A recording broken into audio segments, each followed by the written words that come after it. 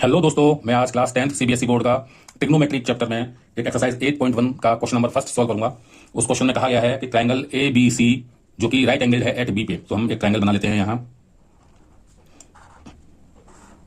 और ये 90 डिग्री का एंगल है बी पर। मैं इसको ए बी जो दे रखा है लॉन्गर साइड है, तो इसको मैं ए बी मानूंगा, ये ए पॉइंट रखूंगा, और ये आपका 24 गिवन है, और बी सी आपको 7, ये सी हो गया पॉइंट, और ये आपका 7 दे रखा है।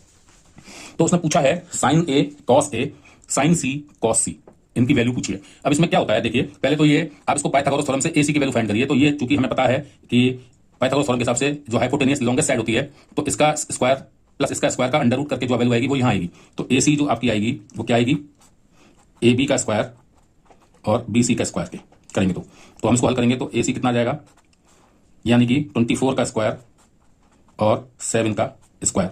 तो आप एसी निकालेंगे तो ये आपका कितना आ जाएगा, 24 का स्क्वायर होता है 576, कितना होता है 576, और 7 का स्क्वायर होता है 49। तो एसी की वैल्यू कितनी आ जाएगी, आप इनको ऐड करेंगे तो ये आपका आ जाएगा 625। ठीक है, तो एसी की वैल्यू कितनी आ गई 25। तो ये आपने निकाल ली है 25। अब तो ध्यान दीजिए, ये एंगल्स पहला पार्ट उसने बोला है साइन ए निकालना है आपको। तो जिसका भी एंगल का पूछा जाए, यानी ए की बात हो रही है, तो इस फिगर को आपको नॉर्मली वैसे देखेंगे, अभी आपको दिख रहा होगा, तो ये बेस है किसी हाइपोटेनियस राइट एंगल ट्रायंगल में। लॉन्गेस्ट साइड जो होती है वो हाइपोटेनियस होती है, और जो बेस होता है एक, और एक होता है आपका क्या, परपेंडिकुलर। क्या होता है, परपेंडिकुलर,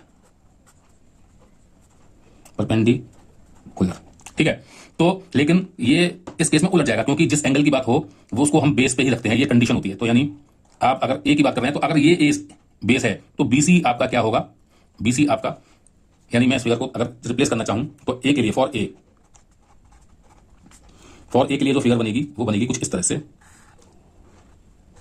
ठीक है, ये ए, ये बी, ये सी, बी पे 90 का, ये 7, ये 24 और ये 25 आपने निकाली हुई है। बस इतना ध्यान रखना है, जिस एंगल के लिए बात कर रहे हैं वो बेस पे एंगल होना चाहिए, एंगल बेस पे होना चाहिए। तो इसको हम करेंगे तो आपको पता है sine in terms of right angle triangle अगर निकालना होता है, साइन वो क्या होगा, वो होगा perpendicular upon hypotenuse, perpendicular upon hypotenuse.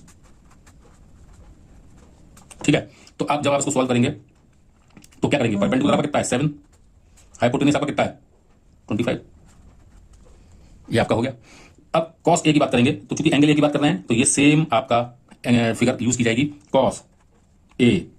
आप इनको ट्रिक बताता हूं, इनकी ट्रिक होती है एक परपेंडिकुलर, ठीक है, और base perpendicular upon hypotenuse, hypotenuse और बेस।